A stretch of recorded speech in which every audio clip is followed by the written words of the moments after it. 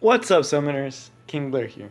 Today, we're going to be talking about one of the hardest set of units to build, Bruiser units. Y'all, this is a thing that a lot of people still have problems with, is building Bruisers, deciding on how to approach, and what Bruisers are overall. So if you like the video, make sure you like, subscribe, and join the Discord server. Y'all, everything is going amazing. The Discord is growing so much.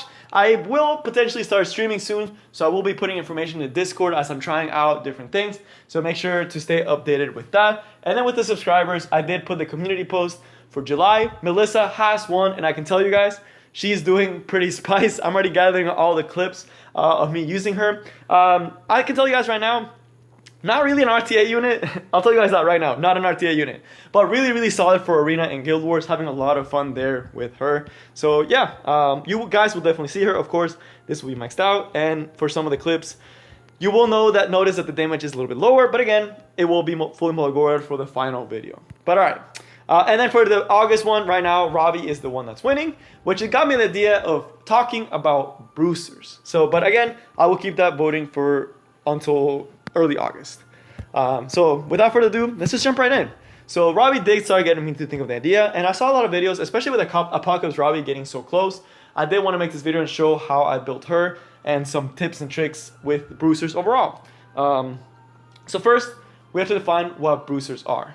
So Bruisers, there's a big misconception on who Bruisers are, but let's just go over the basics, and as I go and talk about some of the Bruisers, you'll start seeing what I mean.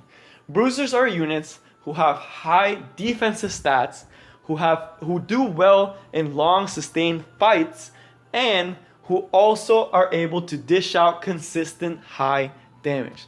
Those are the definitions of a Bruiser. You could say plus or minus one thing, and some units we'll talk about that kind of like tip the line one way, and there is something that goes around when people say a Bruiser build. That is why, because we're talking about sustained damage, some form of sustain for the unit, defensive stats, and high damage. The most traditional Bruisers are often Knights and Warriors.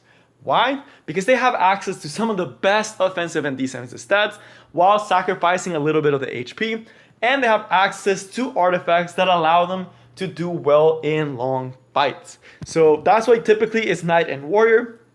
Off the top of my head, I can't think of any Bruiser who falls on their Mage, Thief, Soul Weaver, or even Ranger. There's some that come close on the Ranger class, and we will talk about her. But overall, Knights and Warriors are the place you will find most of your Bruisers.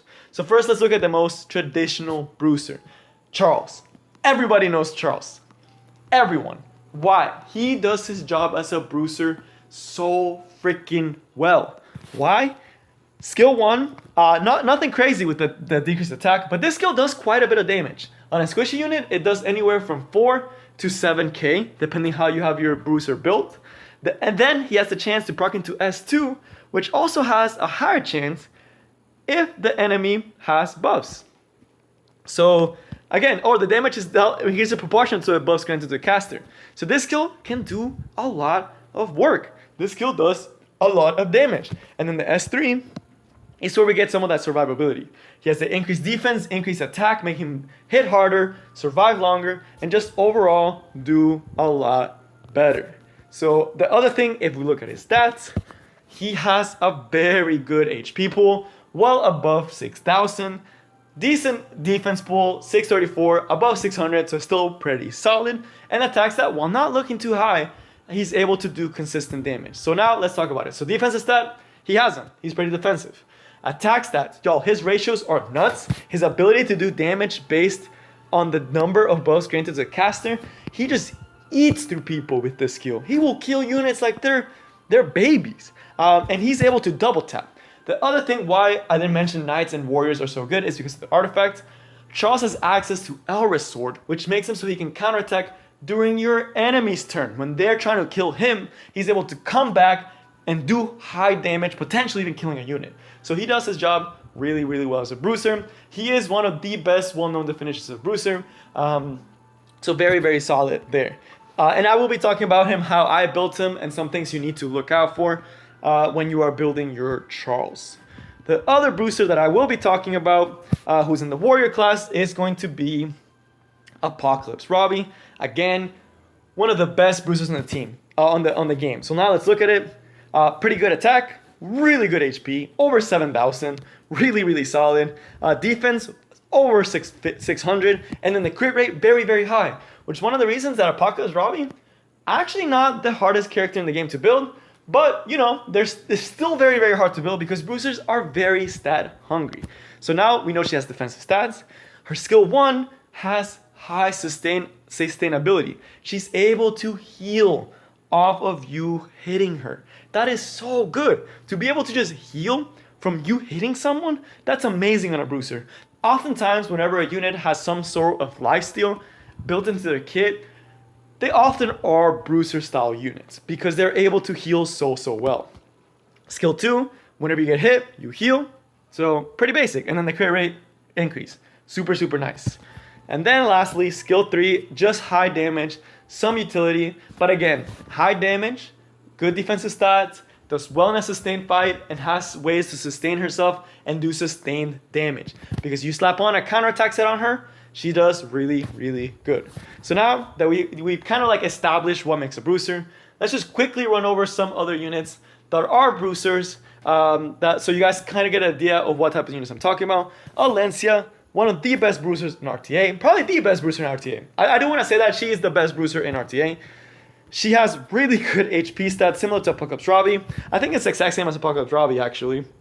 So very solid stat line. Skill 1 can proc into skill 2 whenever she's hit. So she's hard to take down because she has high health. She's able to get the second skill, decrease defense, and then attack with this skill. It does very high sustained damage. And then the S3 increases her own defense, makes it harder for you to kill her, and just makes it really hard for you overall. So really solid Bruiser. So again, that's I want Bruiser, martial artist Ken. I don't need to talk about you guys. But this is where we start getting to more of the squishier Bruisers, where it's kind of like, you kind of start thinking, there are different builds for these characters. So that's where we also have to introduce the term Bruiser builds. So Ken is still considered a Bruiser because he has pretty good defensive stats, and you want to build him to be more defensive, so higher HP, higher defense. You know, he doesn't have the best defensive stats, but with the right build, he's able to counterattack, to sustain damage, doesn't need to have any crit rate because he can counterattack, sustain with Sacred Sight, and keep doing damage. So again, while he doesn't have the highest defensive stats, he's still considered a Bruiser because he has that long sustainability in a fight and the high damage. But you start getting to something where you can also build your Ken the damage route. So that's something called Bruiser builds, and we'll talk about that in a second. But some other Bruisers, I just remembered who is a mage, who is a Bruiser, and that is actually a 4-star, which is why I forgot about him.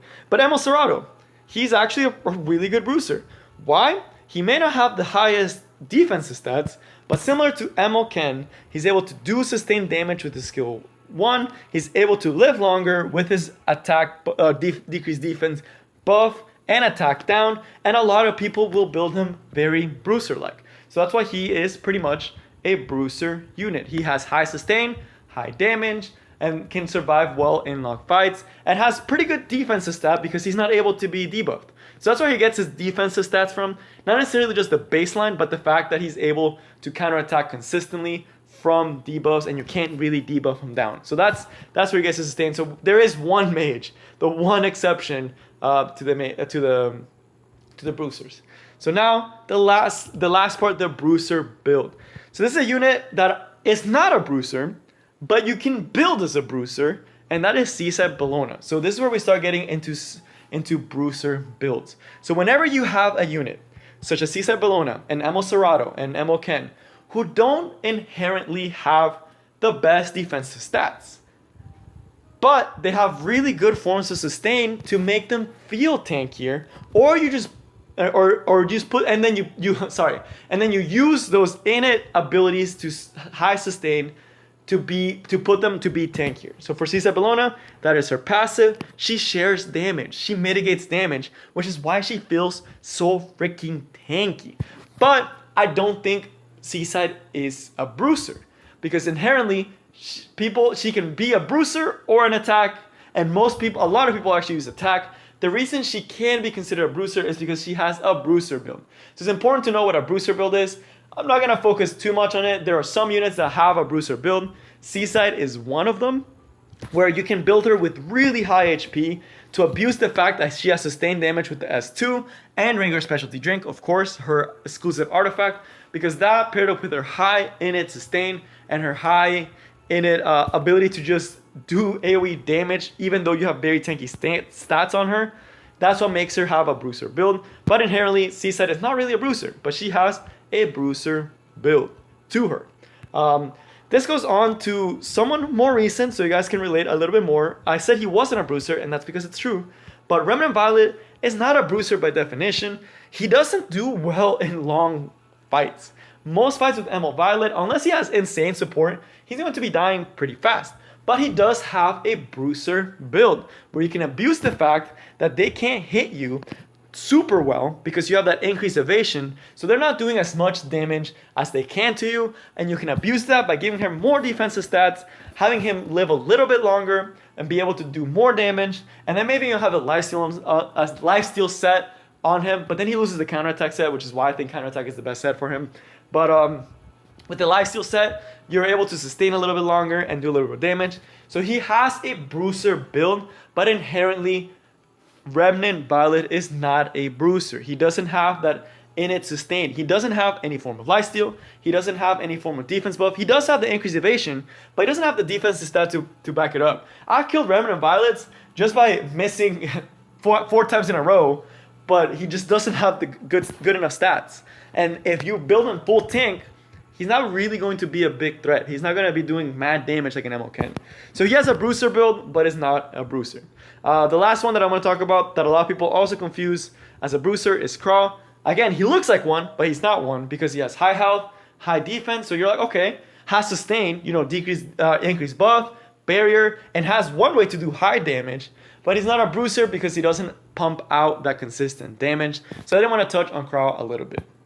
But that's it about Bruisers. So there is a lot in the game, and their traditional hallmarks are high sustain in fights, high damage, high defensive stats, or forms of sustain. So that's what makes them really, really good. Bruiser's biggest counters, and the reason I'm talking about this before I go over the Charles and Apocalypse Ravi builds, are because Bruiser's biggest counters are going to be one-shot units. Apocalypse Ravi and Ammo Ken lose hard to Little Queen Charlotte and to Watcher Shuri. They're able to get one shot by those units. On the other hand, Charles, Alencia, especially Charles doesn't have the highest health pool. So if you have a really good Sirmium, you're able to take Charles out of the fight before he even gets a chance to move, which is why one-shots are their biggest weakness. So if you ever see a one-shot unit, don't take your Bruiser, you're going to have a bad day. But alright, it's important I say that because it'll help you guys understand more why I built the units the way I did. So first, Charles. So I'm not going to pretend like I have a good Charles because I don't, and I will tell you why. So you might be like, whoa, he has pretty solid stats, right? He has pretty decent HP, really high attack, decent defense, pretty decent speed, regardless of the fact of everything else. But why do I think he's not a good Charles? His crit rate is not above 80%.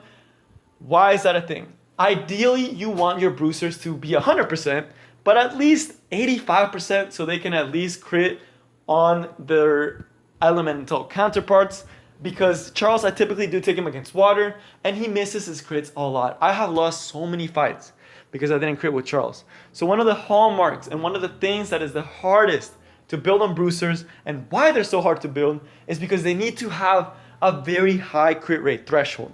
For Charles to be effective, you need at least 70%, but if you really want an ideal Charles, it will be at least, honestly, I feel like it's at least bare minimum 70, but ideally is at least 85, and super ideally is 100%. So there is that. That's for Charles. So now that I have the caveat out of the way, why did I build him the way I did? So one of the things I'm planning to change in the future once I get something is I am going to change one of the attack ones for HP. Right now, my idea with this Charles is that whenever I go against an AoE-centric team, so like particularly Dizzy teams, I will take my Charles a lot against Dizzies. Why? So elemental advantage, he has a higher crit rate. The other thing is that units like Dizzy have to AoE attack, which is why I have my Charles on counterattack set. Do you have to have your Charles on counterattack set? No. The best Charles will have it though. So if you really want a good Charles, you do need to get a counterattack set, because a lot of people will try to target your Charles first with units like Kayron, Assassin Kali, just a lot of different units in the game. So having counterattack set makes it so you have a more chance to proc, because Bruisers do really good against AoE team comps, especially units with counterattack set. The other thing that you see here is the immunity set. As we mentioned, Bruisers don't have that much speed. And you're already trying to get crit rate. You're already trying to get crit damage. You're already starting to get HP. You're already trying to get defense. You're already trying to get attack. You're trying to get all of these stats, along with whatever specifics that unit needs. So for Valencia, you need high effectiveness. For Charles, it's nice to have some effectiveness. So along with that, you can't waste too many stats on speed. So speed is probably the bottom priority for Bruisers, which is why you need immunity set on a lot of them, and counter set, or some form of counter. So for Charles, Elris is kind of a must if you're doing a Bruiser Charles. If you're doing a speed Charles, you don't need it. But there's very, like, watch YDCB, he has a speed Charles, and he doesn't use Elris on it, because you're just trying to set up the attack buff. But Bruiser Charles, you kind of need Elris. It's your way of actually doing damage. For the artifact, I like the smash the best, because it gives you the highest chance of actually proccing on the enemy. So I think it's pretty important, because the double tap is where all of Charles's damage comes from, and his ability to strip buffs.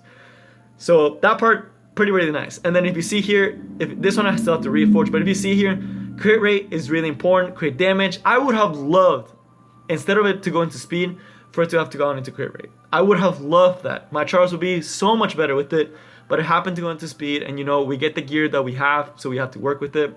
For the helmet, again, really, really nice. Really high HP, really high attack, crit hit damage, and effectiveness, which is specific to Charles, because I want him to strip the occasional dizzy, and for PvE, because I do use him occasionally in PvE, I do like the effectiveness on him. This one, it was a travesty that it went to speed. I would have loved for it to go into crit rate, or health, or defense, any other stat, honestly. Like, one roll into speed would have been fine, but the fact that it was 2 rolls into speed, I probably will be replacing this in the future for more crit rate, because right now he's just not critting enough for me. And then the crit damage, this one honestly should not have reforged the ring or the necklace, but I got desperate. But again, it does have the crit hit chance, so I'm happy with that. It does have the health percentage, which I'm happy with that.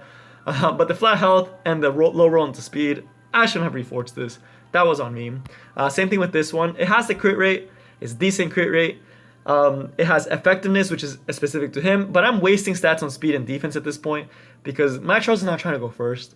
My Charles is not trying to cycle out speed. He's just trying to get to counterattack and kill a unit, so he needs to be able to survive. I would have loved that for me to be HP percentage and defense percentage, and one day I will eventually switch to that, but right now this build works for me.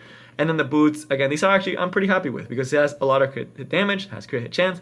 Would have loved if it was HP percentage on the boots. So the one thing I was going to tell you guys I would switch on my Charles is right now, he's getting killed too early by other Bruisers, which is a sign that my Charles is not tanky enough. So I will switch this one for an HP percentage one, because I want him to have a lot more health. This would put him up at 17, 18k HP. I do lose some of the offensive capabilities on my Charles, but if you can't survive with a Bruiser, you're doing it wrong. So one thing about Bruisers is they do need to survive. So that's the idea with that behind the Charles. Now, Apocalypse Ravi. So this is Apocalypse Ravi. You guys would have seen if she had won the July full guide video. But Melissa won it, which is fine. I love Melissa. I'm really happy you guys picked her, because she's really, really fun. But now, Ravi. The artifact could either be Crimson Seed or Timeless Anchor. Timeless Anchor is the best for slow Ravi, which is the Ravi I have. I have a slow Ravi. You guys see the speed is pretty abysmal. 113, 131, that's nothing.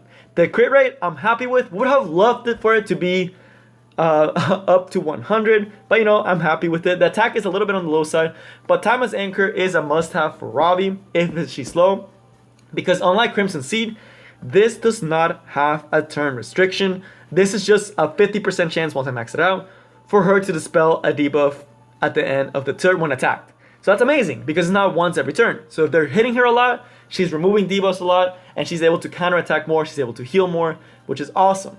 For the sword, again, pretty happy with the way it turned out. High crit hit chance, high health, speed is whatever, has some crit damage to it.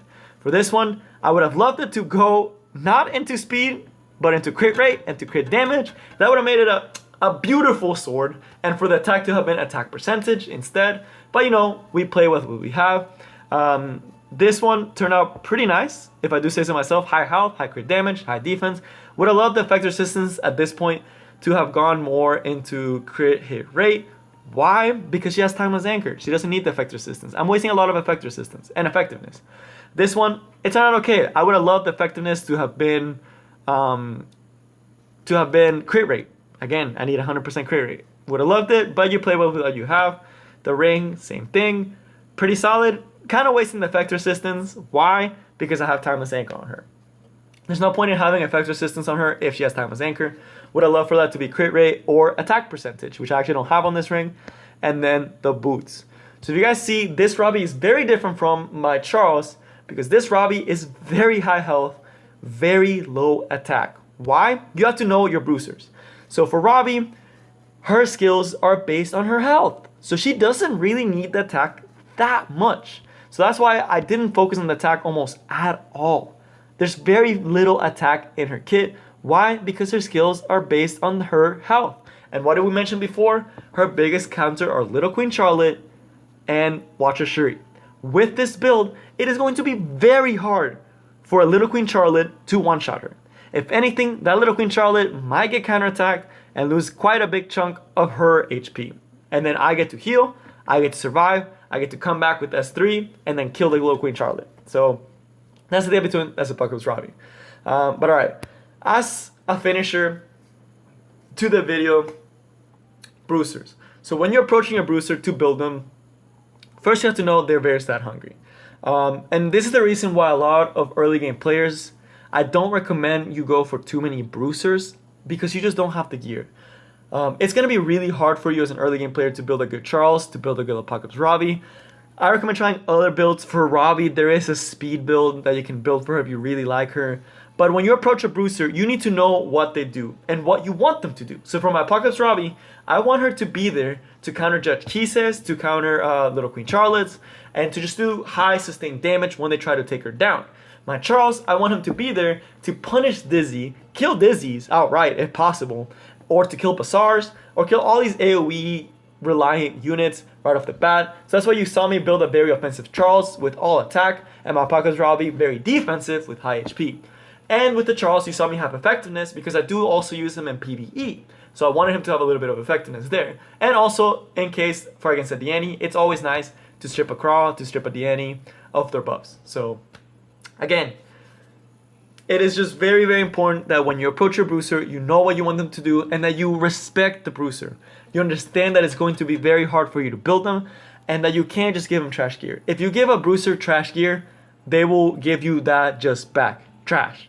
But if you get a Bruiser godlike gear, they will give back just that godlike status, which is why there's so many godlike Charles. But that is all I have for you guys today, and I will see y'all next time. Peace.